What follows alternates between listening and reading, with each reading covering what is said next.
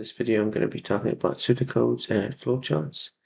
It's worth mentioning that pseudocodes and flowcharts work with all programming languages, not just C#. A pseudocode is a series of statements in plain English that describes the logic and order of your program.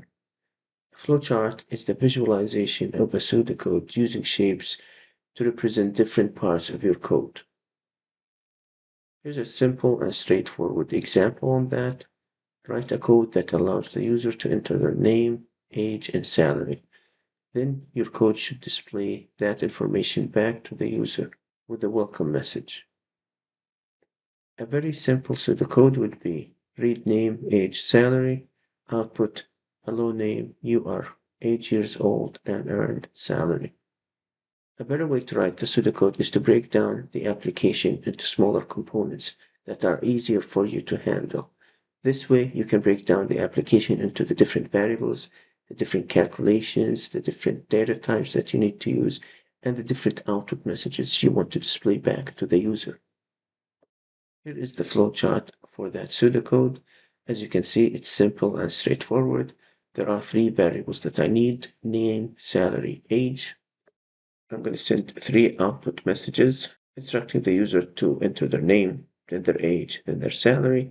And finally, I'm going to organize that information and put them into the final output message.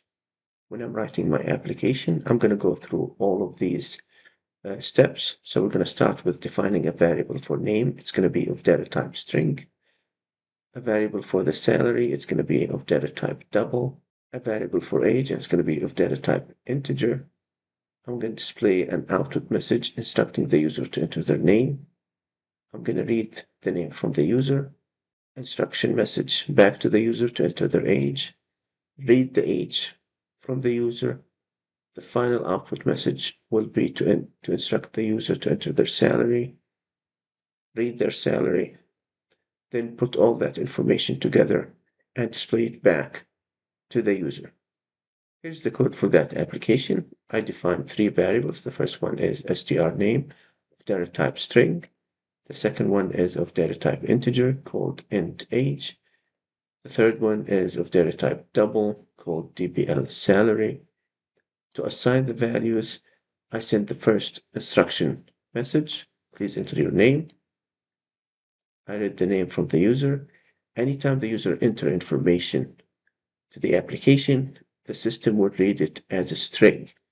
Since I'm reading a name, there is no need for any type of data conversion. The second output message is instructing the user to enter their age. Since the age is of data type integer, I have to convert the information that the user entered from a string into an integer. So I used int.parse to do that. The third output message is to instruct the user to enter their salary. And just like int age, I need to convert it from a string to a double, so I use double.parse. There is no calculation in this application, so I'm going to leave this part empty. In the final output message, I assemble all of the input that the user entered and put them in the right format that I want to display back to the user. In a previous video, I showed you how to use different methods to show output to the user. This is one of these methods. As you can see at the end, I used dot to string to show the salary in a currency format. When you run your application, it's going to display the first instruction message.